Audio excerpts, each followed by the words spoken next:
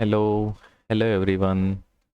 हम next problem देखने वाले हैं university of Mumbai MCom semester 4। हम क्वेश्चन बैंक देख रहे हैं फाइनेंशियल मैनेजमेंट का। हम प्रॉब्लम नंबर अभी 10th देखने वाले हैं। ये रिलेटेड टू इन्वेस्टमेंट डिसीजन है। ओके, ये पार्ट 20 चालू है। ऑलरेडी 19 प्रॉब्लम का प्रिपेयर कर चुका हूँ, उसका सबका डिस्क्रिप्शन बॉक्स में आपको लिंक मिल जाएगा। ओके, तो स्टार्ट देखते हैं क्या है प्रॉब्लम में। प्रॉब्लम नंबर 10 एक्चुअली सेम ही प्रॉब्लम है जैसा प्रॉब्लम नंबर 9 था ना, वैसे ही प्रॉब्लम है एक्चुअली, थोड़ा बहुत चेंजेस है एक्चुअली। देखिए, product is currently being manufactured on a machine a book value of ₹30,000। Okay, जो अभी ओल्ड मशीन जो हम यूज़ कर रहे हैं, जो ऑलरेडी जो मशीन यूज़ कर रहे हैं उसका एक्चुअली बुक वैल्यू दिया हुआ है ₹30,000। The machine was originally purchase for ₹16,000 10 years ago. तो 10 ईयर पहले का एक्चुअली कॉस्ट का जरूरत नहीं है एक्चुअली। अभी का कॉस्ट क्या है? 30,000। बुक वैल्यू क्या है? 30,000 है। ओके, ये इरिलेवेंट है actually. The per unit cost of product are direct material, direct labor and variable overhead, fixed overhead, total 28 rupees. Okay, तो ये ओल्ड मशीन का कॉस्ट दिया हुआ है 28 रुपीज़ है। In the past year of 6,000 units were produce and sold for ₹50 per unit. तो 6,000 unit sold हुए और 50 पर यूनिट सोल्ड हुए। It is expected that the old machine can be use indefinitely in the future. Okay, an equipment manufacturer has offered to accept old machine at ₹20,000 a trade in for the new version. Okay, तो जो new machine cell करने वाला है वो old machine purchase करके ले लेगा ₹20,000 को। तो उसका बुक वैल्यू कितना है? 30,000 है। तो यहाँ पर लॉस कितना होने वाला है? ₹10,000 लॉस होने वाला है। ओके, तो ₹10,000 लॉस हमें एडजस्ट करना पड़ेगा actually. Okay, the purchase price of new machine 1 lakh. तो न्यू मशीन का कॉस्ट कितना है? 1 लाख है। The projected per unit cost associated with the new machine are direct labour, direct material, variable overhead, fix overhead and total ₹22। Okay, selling price तो same ही रहेगा, ₹50 ही रहेगा। The management also expect that if the new machine is purchased, the new working capital requirement of a company would be less by 10,000। Okay, तो working capital भी कम होने वाला है। ओके, तो एक प्रकार से ये एक्चुअली आउटफ्लो हमारा कम होने वाला है। ओके, 10,000 से हमारा कम कम होने वाला है, तो हम आउटफ्लो उतने से हम कम कर देंगे। दूसरा ये भी कभी मशीन हम सोल्ड करने वाला है उसका भी आउटफ्लो हम कम कर देंगे। ओके, और लॉस हो रहा है उसका टैक्स का, मतलब लॉस हो रहा है मशीन सोल्ड में, तो उस पर जो हमारा टैक्स है होगा वो भी हम लेस कर देंगे, तो वो भी हम आउटफ्लो से लेस कर देंगे। ओके, तो एक्चुअल आउटफ्लो हम देखेंगे अभी कितना होता है actually. The fix overhead cost are allocations from the other department plus the depreciation of the equipment. Okay, तो फिक्स जो कॉस्ट है यहाँ पर देखिए, फिक्स कॉस्ट दो जगह मेंशन, ओल्ड मशीन में भी फिक्स कॉस्ट है, यहाँ पर ₹5 है फिक्स कॉस्ट। ओके,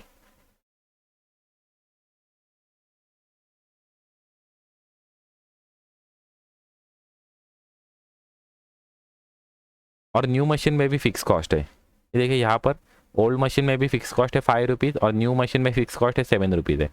ओके, तो ये जो फिक्स कॉस्ट है ये एक्चुअली अदर डिपार्टमेंट से हमें मतलब रिकवर हो सकती है एक्चुअली, वो अदर डिपार्टमेंट से भी एलोकेशन उसका हो रहा है। ओके, तो इसकी वजह से वो एक्चुअली हम डिसीजन मेकिंग में एक्चुअली फिक्स कॉस्ट हम कंसिडर नहीं करेंगे। ओके, फिक्स कॉस्ट हम अलग से रखेंगे।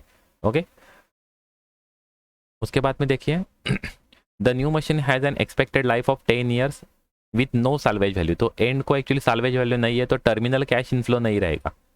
ओके, टर्मिनल कैश इनफ्लो हमारा नील रहेगा क्योंकि साल्वेज वैल्यू नहीं है।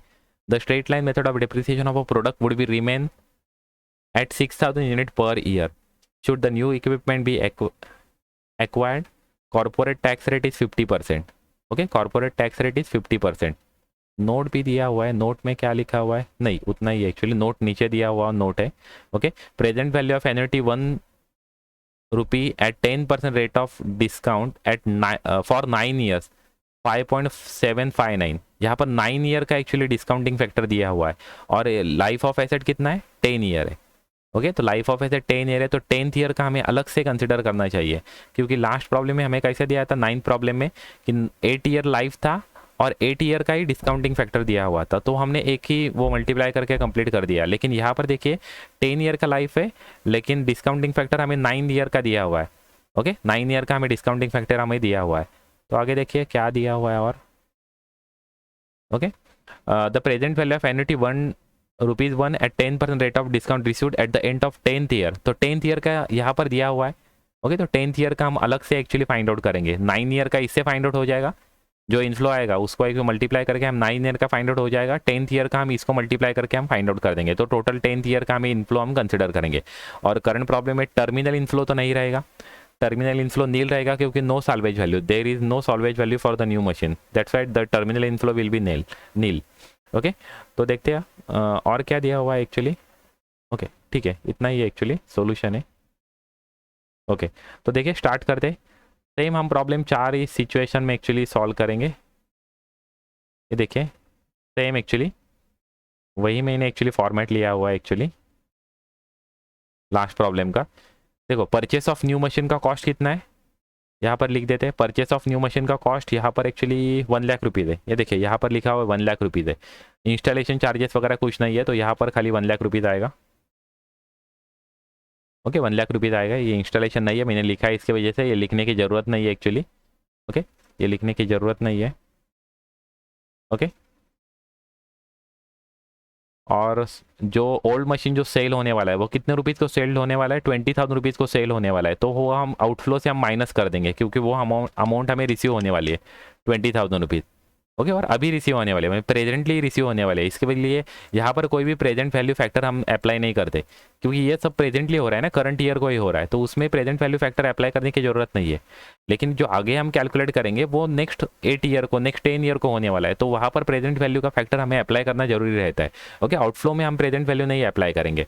ओके और दूसरा देखिए यहाँ पर और एक हम चीज़ हम लेस करेंगे जो हमें सेविंग होने वाली है। कौन सी सेविंग होने वाली है, जो लॉस हो रहा है सेल होने में, ये देखो उसका कॉस्ट कितना था, 30,000 था बुक वैल्यू था, सेल कितने को हो रहा है, 20,000 को सेल हो रहा है, मतलब 10,000 रुपीज़ का हमें क्या हो रहा है, लॉस हो रहा है, तो उस पर हमें टैक्स हमारा सेव हो जाएगा। टैक्स रेट कितना है, 50% है, तो यहाँ पर हम 50% हम टैक्स रेट अप्लाई करेंगे और 10,000 पे हम निकालेंगे यहाँ पर 10,000 इंटू 50 डिवाइड बाई 100, तो हमारा 5,000 रुपीज़ हमारा टैक्स से हो जाएगा। ओके 5,000 रुपीज़ हमारा टैक्स से हो जाएगा। और एक चीज़ यहाँ पर हमें लेस करनी पड़ेगी, वो क्या है actually, working capital. Working capital requirement हमारी कम होने वाली है, कितने रुपए से कम होने वाली है, 10,000 रुपीज़ से हमारी कम होने वाली है। ओके तो ये भी हम एक्चुअली क्या करेंगे, निकाल देंगे, मतलब आउटफ्लो से हम उतना चीज़ हम कम कर देंगे। ओके तो 1 lakh minus 20,000 minus 5,000 and minus 10,000, ये हमारा अभी एक्चुअल आउटफ्लो आ गया 65,000। ओके ये 65,000 हमारा एक्चुअल आउटफ्लो आ गया, तो ये हमारा ए का आंसर आ गया कैश आउटफ्लो। ओके अभी बी निकालेंगे हम, कैश इनफ्लो। कैश इनफ्लो निकालेंगे तो देखिए यहाँ पर, अभी देखिए यहाँ पर यूनिट का कॉस्ट दिया हुआ है और नंबर ऑफ यूनिट्स कितने हैं, 6,000 यूनिट्स हम प्रोड्यूस करने वाले हैं हर ईयर। एक्चुअली 6,000 यूनिट हम प्रोड्यूस करें क्योंकि यहाँ पर दिया हुआ है उन्होंने remain 6,000 unit per year. Okay मतलब 6,000 यूनिट्स का दिया हुआ है और 6,000 यूनिट से हम करने वाले हैं। तो देखिए यहाँ पर अभी जो कॉस्ट है वो देखते हैं एक्चुअली। देखिए डायरेक्ट लेबर है 8 रुपीज़ है, मटेरियल है 10 रुपीज़ है, तो 18 रुपीज़ हो गया, वेरिएबल ओवरहेड 5 रुपीज़ है, तो 23 रुपीज़ हो गया ओल्ड का। और फिक्स ओवरहेड हम कंसिडर नहीं करेंगे। ओके डिसीजन मेकिंग में हम यहाँ पर फिक्स ओवरहेड हम कंसिडर नहीं करेंगे क्योंकि वो अदर डिपार्टमेंट से भी आ रहा है। और दूसरी चीज़ एक्चुअली नॉर्मली डिसीजन मेकिंग में हम फिक्स ओवरहेड एक्चुअली कंसिडर मतलब एक्चुअली फिक्स ओवरहेड यहाँ पर हम कंसिडर नहीं करेंगे। ओके तो अभी ये 23 रुपीज़ हो रहा है ओल्ड मशीन का, और न्यू मशीन का कितना हो रहा है देखिए कॉस्ट। न्यू मशीन का कॉस्ट हो रहा है ये 4 rupees, 4 + 7 11 rupees plus 4 15 rupees. Okay तो 15 रुपीज़ न्यू मशीन का कॉस्ट हो रहा है। ओके तो सेविंग कितना हमारा होगा, देखिए सेविंग कितना होगा हमारा, incremental annual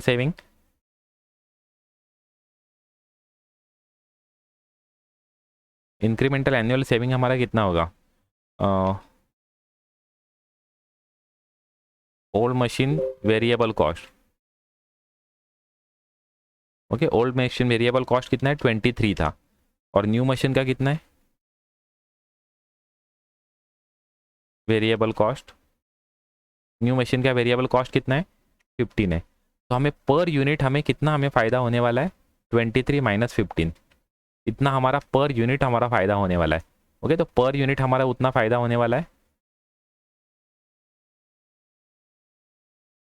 okay per unit हमारा इतना फ़ायदा होने वाला है। हमारे एक्चुअली अभी टोटल नंबर ऑफ़ यूनिट्स हमारे कितने हैं 6,000 है। प्रॉब्लम में उन्होंने दिया हुआ है कि हमारे टोटल नंबर ऑफ़ यूनिट्स हमारे कितने 6,000 है। तो यहाँ पर हम एक्चुअली 6,000 के हमारा कॉस्ट निकालेंगे। सेविंग कितना हमारा हो रहा है सेविंग 6000 इंटू 8, तो इतना हमारा यहाँ पर सेविंग हो जाएगा। कितना? 6000 इंटू 8, इतना हमारा सेविंग हो रहा है। मतलब कितना हमारा सेविंग हो रहा है? 48,000 रुपीज़ हमारा एक्चुअली सेविंग हो जाएगा। ओके, क्योंकि 8 रुपीज़ पर यूनिट हमारा कॉस्ट हमारा कम हो रहा है, इसकी वजह से हमारा 48,000 रुपीज़ हमारा सेविंग होने वाला है। लेकिन इसमें एक्चुअली अभी ये बिफोर टैक्स रहेगा, तो ये सेविंग में से हम ओके यहाँ पर अभी हमने सेविंग मेंशन कर दिया 48,000, लेकिन अभी डेप्रिसिएशन हमें कंसिडर करना पड़ेगा। जैसे लास्ट प्रॉब्लम में किया था वैसे यहाँ पर डेप्रिसिएशन हमारा ऐड हो जाएगा। ओके, डेप्रिसिएशन हम ऐड कर देंगे। कितना ऐड हो जाएगा? New machine depreciation. Okay, depreciation वो कितना आ रहा है वो हम पहले कैलकुलेट करते हैं। न्यू मशीन डेप्रिसिएशन कितना आ रहा है?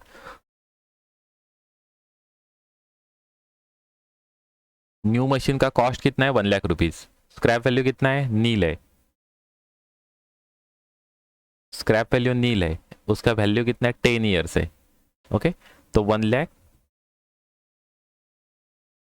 डिवाइड बाय 10 ईयर्स, तो हमारा डेप्रिसिएशन आ जाएगा एनुअल डेप्रिसिएशन 10,000 रुपीज़। तो न्यू मशीन का डेप्रिसिएशन आ जाएगा 10,000 रुपीज़। अभी उसमें से हम ओल्ड मशीन का depreciation, okay, old machine depreciation हम लेस कर देंगे। वो जो डिफरेंस रहेगा वो हम कंसिडर करेंगे इंक्रीमेंटल डेप्रिसिएशन। ओके, तो ओल्ड मशीन का डेप्रिसिएशन, ओल्ड मशीन का कॉस्ट बुक वैल्यू कितना था? 30 था। ओके, एंड हम 10 ईयर्स ही कंसिडर, यहाँ पर 10 ईयर्स ही है एक्चुअली। ओके,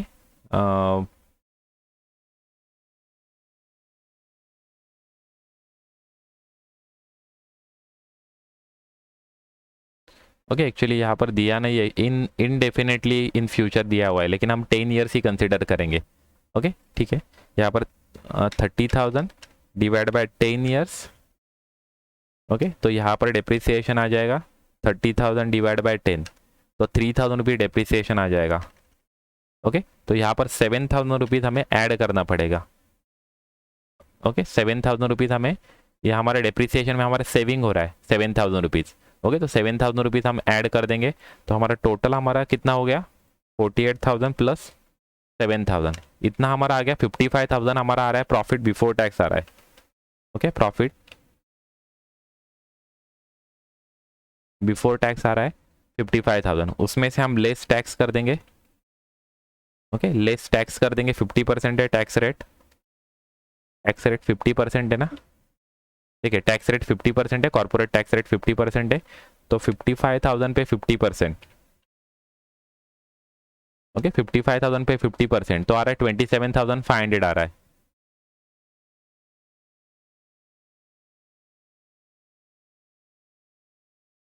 एक मिनट, यहाँ पर डेप्रिसिएशन एक्चुअली ये 7,000 डेप्रिसिएशन हमें इसमें एक्चुअली लेस करना पड़ेगा। ओके, क्योंकि ये विदाउट डेप्रिसिएशन है, ये कॉस्ट जो है विदाउट डेप्रिसिएशन है, हमने खाली वेरिएबल कॉस्ट ही कंपेयर किया है, तो ये हमें 7,000 रुपीज़ यहाँ पर ना,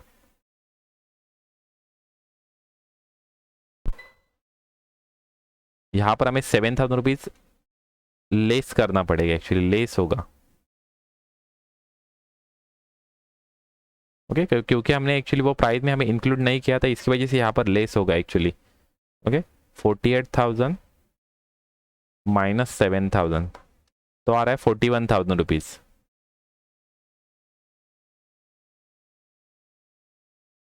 ओके, ये सेविंग था, उसमें से हमने फिक्स कॉस्ट कंसीडर नहीं किया था, वो डेप्रिसिएशन हमने कॉस्ट हमने कम कर दिया, तो हमारा यहाँ पर अभी टैक्स आ रहा है।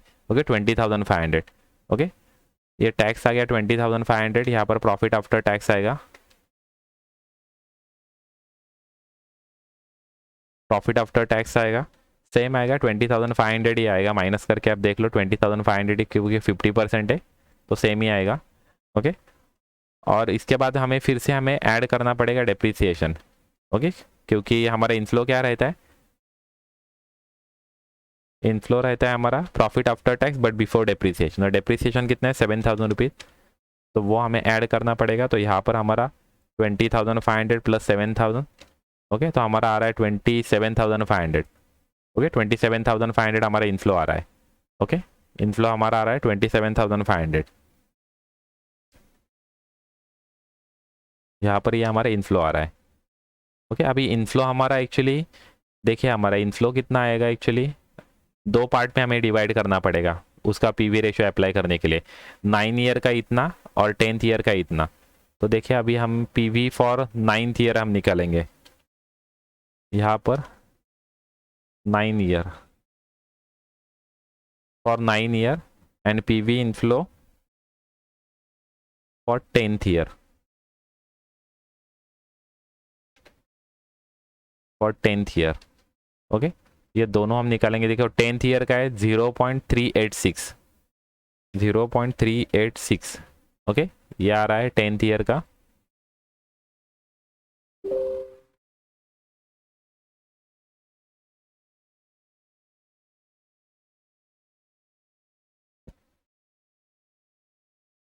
$0.386। ओके, और 9th ईयर का कितना है एक्चुअली, 9 ईयर का कितना है 5.759 5.759। ओके, तो ये हम इससे मल्टीप्लाई करेंगे 27,500 इंटू ये 9 ईयर का रिसीव होगा इतना, और 10th ईयर को कितना रिसीव होगा 27,500 इंटू ये। ओके, तो टोटल इनफ्लो यहाँ पर निकल के आ जाएगा, टोटल इनफ्लो इन दोनों का टोटल। ओके, 1,68,987। ओके, इतना आ रहा है, 0.5 भी है एक्चुअली, 88 कंसिडर करेंगे। ओके, ये इनफ्लो आ गया। अभी यहाँ पर जो सी पॉइंट है ना, ये नील है, सी पॉइंट है वो नील है, क्योंकि टर्मिनल इनफ्लो नहीं है, स्क्रैप वैल्यू मिशन का नहीं है, तो नहीं लिखेंगे तो भी चलेगा, पर आप लिख दोगे और नील बताएगा तो भी चलेगा। ओके, तो भी चलेगा एक्चुअली। अभी टोटल इनफ्लो हम निकालेंगे तो टोटल इनफ्लो हमारा सेम ही रहेगा, ये हमारा टोटल इनफ्लो रहेगा। ओके, अभी आउटफ्लो, आउटफ्लो हम ए से हम माइनस कर, ए वाला जो आउटफ्लो है वो हम माइनस करेंगे। आउटफ्लो कितना है हमारा 65,000, ये माइनस करेंगे तो नेट प्रेजेंट वैल्यू यहाँ पर आ जाएगा। ओके, नेट प्रेजेंट वैल्यू आ रहा है 1,03,988। ओके, 1,03,988 आ रहा है। ओके, तो नेट प्रेजेंट वैल्यू हमारा पॉजिटिव है, इसकी वजह से हम ये एक्सेप्ट कर देंगे। ओके, प्रपोजल हम क्या कर देंगे, एक्सेप्ट कर देंगे। ओके, प्रपोजल हम एक्सेप्ट कर देंगे। ओके, थोड़ा सा एक्चुअली अलग सिचुएशन था इस प्रॉब्लम में। ओके, लेकिन हमने स्टेप्स एक्चुअली वही कर दिया, तो आपको एक्चुअली पता रहेगा कि क्या करना चाहिए, वो स्टेप्स आपको याद रखेंगे, मतलब याद रहेंगे, इसकी वजह से मैंने सेम टाइप से प्रॉब्लम सॉल्व किया हुआ है। ओके, एनुअल सेविंग कंसिडर करते समय हमने खाली वेरिएबल कॉस्ट कंसिडर किया था, फिक्स कॉस्ट कंसिडर नहीं किया था, तो annual saving of variable cost इतना आ रहा है। ओके, एंड ये जो डेप्रिसिएशन है ये हमें यहाँ पर एक्चुअली लेस करना पड़ेगा, क्योंकि जो सेविंग हो रहा है वो डेप्रिसिएशन उतना बढ़ रहा है, यहाँ पर डेप्रिसिएशन में सेविंग नहीं हो रहा है। ओके, डेप्रिसिएशन 7,000 रुपीज़ से डेप्रिसिएशन बढ़ रहा है, तो ये जो वेरिएबल कॉस्ट था उसमें से हम ये 7,000 रुपीज़ हम माइनस करेंगे। क्यों माइनस करेंगे, क्योंकि जो हमारा ये वेरिएबल कॉस्ट में हमारा सेविंग हो रहा है, तो सेविंग में से फिक्स कॉस्ट बढ़ रहा है, तो फिक्स कॉस्ट हम माइनस कर देंगे। फिक्स कॉस्ट बढ़ रहा है, ये सेविंग हो रहा है, ये बढ़ रहा है, मतलब इसकी वजह से हमने माइनस कर दिया, तो 41,000 रुपीज़ आ रहा है हमारा प्रॉफिट बिफोर टैक्स। उस पर हमने टैक्स रेट अप्लाई कर दिया, तो हमारा आ गया प्रॉफिट आफ्टर टैक्स आ गया। उसमें हम फिर से डेप्रिसिएशन ऐड करेंगे, क्योंकि हमारा इनफ्लो क्या रहता है, profit after tax but before depreciation, तो डेप्रिसिएशन हम फिर से ऐड करेंगे, ये हमारा इनफ्लो आ गया। इनफ्लो हम दो पार्ट में डिवाइड कर देंगे, क्योंकि 10th ईयर उसका लाइफ है, लेकिन 9 ईयर का ही पीवी का फैक्टर दिया हुआ है, तो 9 ईयर का अलग से मेंशन कर दिया, लास्ट ईयर का अलग से मेंशन कर दिया, ये टोटल हमारा इनफ्लो हो गया। टर्मिनल इनफ्लो नील है, क्योंकि स्क्रैप वैल्यू का वैल्यू स्क्रैप वैल्यू नहीं है, इसके वजह से नहीं है, नील है, तो total inflow minus outflow is equal to net present value. Okay, और net present value is positive, that's why we will accept our proposal. Okay, ये जो न्यू मशीन वाला जो प्रपोजल है वो हम एक्सेप्ट कर देंगे। ओके, तो ये 10th प्रॉब्लम था। ओके, पार्ट नंबर 20 हम सॉल्व कर दिया एक्चुअली। ओके, चैनल को सब्सक्राइब कीजिए, लाइक कीजिए, वीडियो शेयर कीजिए आपके अदर फ्रेंड्स में, और मेरे डिस्क्रिप्शन बॉक्स में आपको मेरा UPI ID दिख जाएगा, तो वहाँ से आप कभी हेल्प चाहना चाहते हैं तो उस UPI ID पे आप मुझे हेल्प कर सकते हैं। Okay, thank you very much, thank you.